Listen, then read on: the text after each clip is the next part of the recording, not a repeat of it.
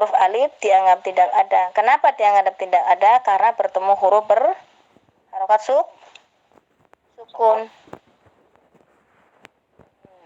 Jadi mad tabi'i bertemu dengan harokat sukun tidak dibaca panjang. Karena di lain kalimah ya. Coba dibaca sekarang. Ta'awud. A'udzu billahi minasy syaithanir rajim. Bismillahirrahmanirrahim. Maktasabat. Maktadalu. Maktadalu. Fil ardi. Bagus, terus. Sayyidiluhu. Wa maqami. Minyak panjang apa pendek? Panjang. Wa maqami. Bagus, terus. Wa bil akhirati. Bagus, terus. Minal ghaibi. Wal afidata. Bagus. Mudhinina. Ini jangan dipantul, mau alirkan. Mudhinina. Lagi. Mudhinina. Bagus, selanjutnya. Bisyawatun. Selanjutnya. Mu'jizina. Selanjutnya. Minal musyrikina. Selanjutnya. Wa ma'wahum. Selanjutnya. Bil mu'minina. Lagi. Bil mu'minina. Bagus, selanjutnya. Wa maw'izatun. Bagus, selanjutnya. Itu ya nih. Tuh, kurang masuk sedikit. Itu ya nih. Tuh, jangan masukkan ke dalam. Tuh, gitu. Tuh. Itu ya nih. Bagus, terus selanjutnya. Wal asali. Selanjutnya. Mishkatin. Selanjutnya. Fiha syuhur. Ini sin kecil apa sin besar? Fiha syuhur. Bagus. Terus? La tu'akhidna. Ulang lagi. La tu'akhidna. Bagus. Selanjutnya?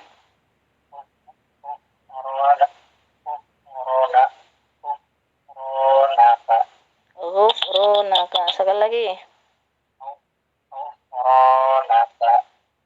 Jangan disambar, dialirkan. Ghufronaka. Nah, Masya Allah, tabarakallah, ternyata kamu udah bisa nih Iqra 5. Ya, jadi jangan terlalu ini. Udah nggak apa-apa. Sekarang belajar kenapa ini bisa dibaca maktasabat, makstatalu, apa sebabnya? Sekarang dibahas ya. Nah, kenapa ini di sini banyak huruf alif dianggap tidak ada? Ini kalau di depannya tidak ada, kalau huruf kafnya berharokat hidup, dia akan terbaca panjang. Tapi ma di sini karena bertemu huruf mati, sedangkan di lain kalimat dia menjadi pendek. Langsung dimasukkan maktasabat menjadi bacaan hukum apa? Bacaan apa ini? Yang mengalir. Hames. Nah, pintar itu Hames. Kok tahu kamu ini Hames? Siapa yang ngasih tahu? Diajarin Usni. Diajarin Bu Guru Usni. Bagus. Kaf mati berharokat, sukun harus dialirkan nafasnya, namanya Hames. Tasabat. Ini bacaan apa? Hames juga. Hames. Kenapa? Karena ketemu sukun. Karena tanya mati. sebelum huruf ta, mau huruf 28 huruf hijaiyah, nggak apa-apa. Yang penting tanya mati. Ini tidak mempengaruhi huruf sebelumnya. Ya, huruf hamas itu tidak mempengaruhi huruf sebelumnya. Ya, jadi dia mau namanya ta mati. Di sini hurufnya 28 huruf hijaiyah. Mau alif dibaca tetap hamas at. Mau ba tetap dibaca bat. Mau sa tetap dibaca sat, ya.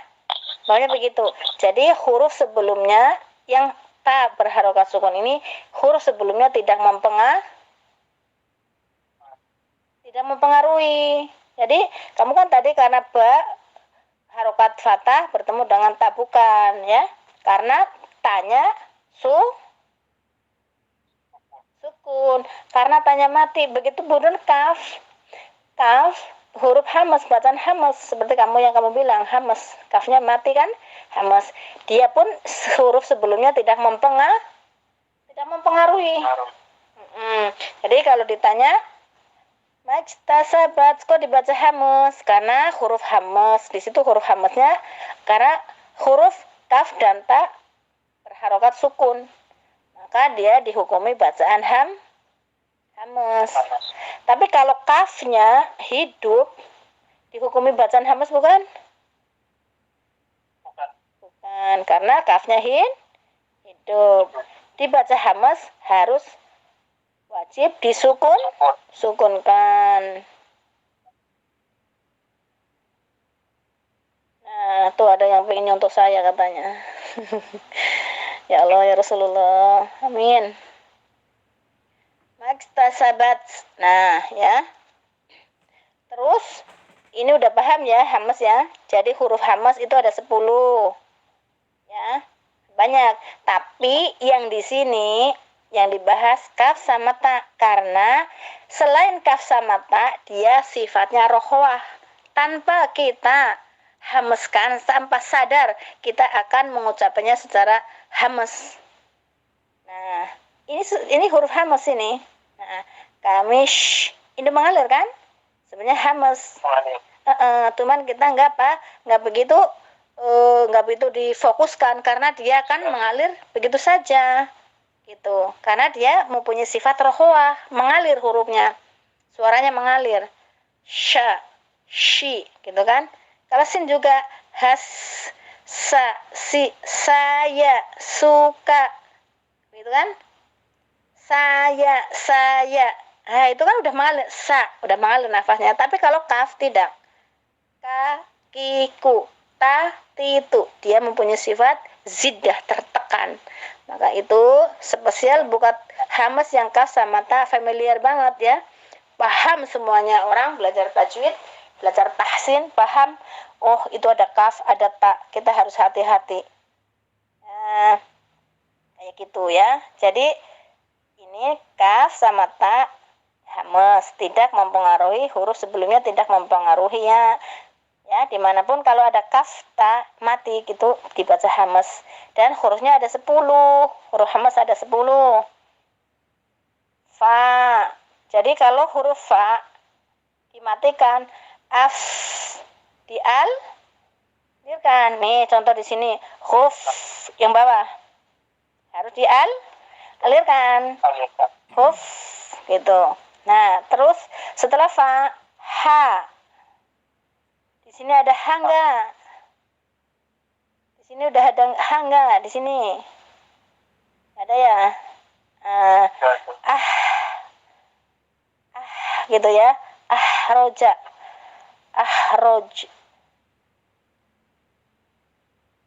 Ini gitu ya.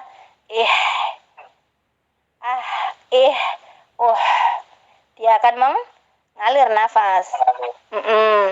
Terus fa, ha, sa. Perahu titik 3 tuh, kayak kamu tuh di pelajaran paham perahu. Perahu titik 3 ya. Bila dimatikan, disukunkan, dia akan mengeluarkan sifat hamas, bacaan hamas. As gitu.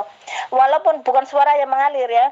bukan suara yang desis kayak shin. Ini shin kan tafasi, shin besar kan tafasi, tapi dia akan mengalir gitu ya.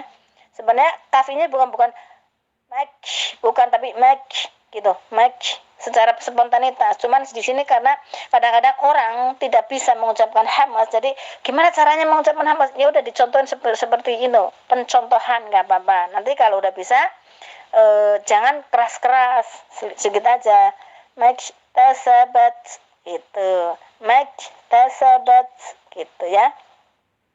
Sa begitu ya, fahasa ha juga begitu. Ih, ini hamas,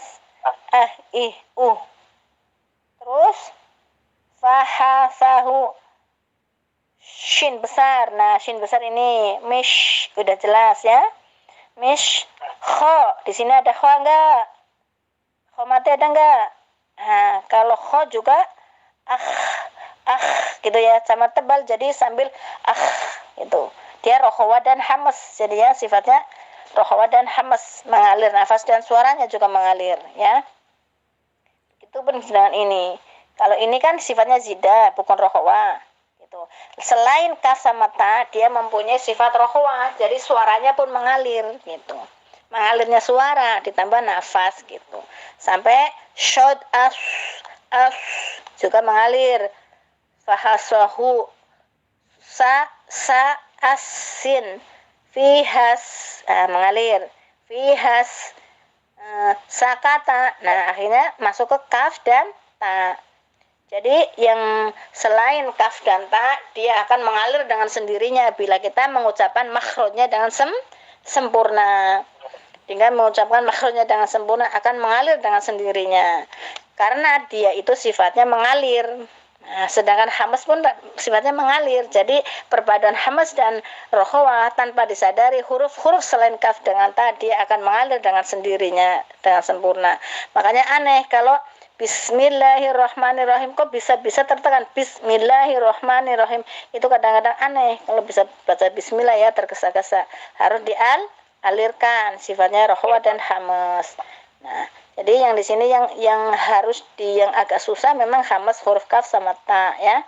Jadi begitu. Sekali lagi, bacaan hamas, huruf sebelumnya, huruf sesudahnya tidak mempengaruhi. Yang penting huruf itu mati. Selanjutnya ini bacaan apa?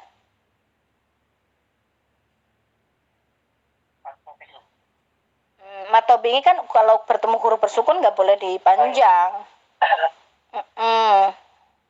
Apa bacaan apa? Qaf disukunkan bacaan apa? Yang mantul-mantul itu bacaan apa? Nah, kolkola. Make. Nah, make. Aje. Abe. Huruf kolkola ada berapa?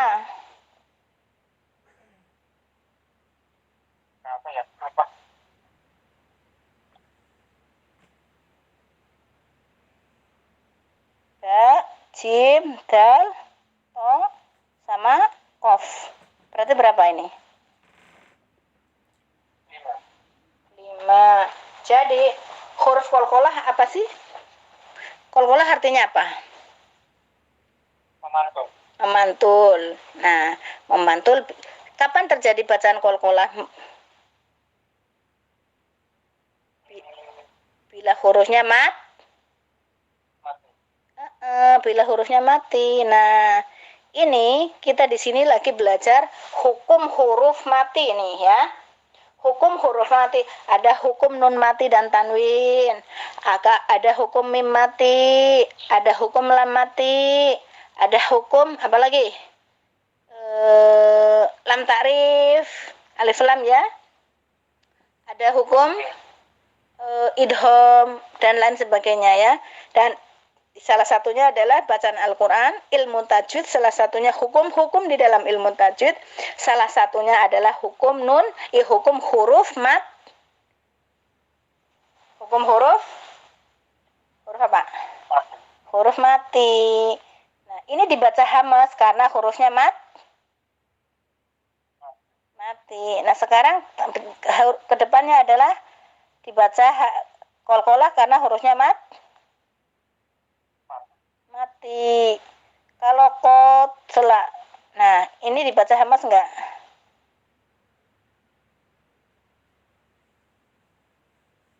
Dibaca hamas enggak ini? Kol-kolah. Kol-kolah apa enggak ini? Kofnya dibaca kol-kolah enggak? Kol-kolah ya. Kol-kolah saya kan tadi udah bilang kot, hanya ini kofnya kol-kolah apa bukan? Kofnya dibaca. Kol-kolah. Kenapa dibaca? Kamu ya? Kenapa dibaca kol-kolah? Ini kofnya Ada enggak, kofnya dibaca kol-kolah apa enggak? Iya, saya lagi nanya yang kofnya ini. Kofnya kan huruf kol-kolah. Ini dibaca kol-kolah enggak kofnya? kol-kolah. Tidak, karena dia berharokat fathah. Fathah ya. Iya. Jadi syarat mutlak dipantulkan atau menjadi kol-kolah itu ada syarat mutlaknya. Tahu syarat mutlak kan? Syarat mutlaknya adalah hurufnya mati, yaitu ba, jim, dal, to, qaf. Jadi ba kalau di fathah tidak menjadi kol-kolah. Tapi kalau ba disukunkan menjadi ab. Kalau di fathah menjadi aba. Nah, paham nggak? Nah, jadi kalau alhamdulillah kalau paham. Jadi yang tadi huruf 5 baju di toko tuh. Ingat-ingat ya, baju di toko. Ba ya, ba jim namanya baju. Dal to kof namanya baju di toko. Nah, bajim dal tokof namanya baju di toko. Nah, kalau baju di toko itu ternyata kol-kolah mantul lah. Kalau beli baju di toko, zen mantul pokoknya lah.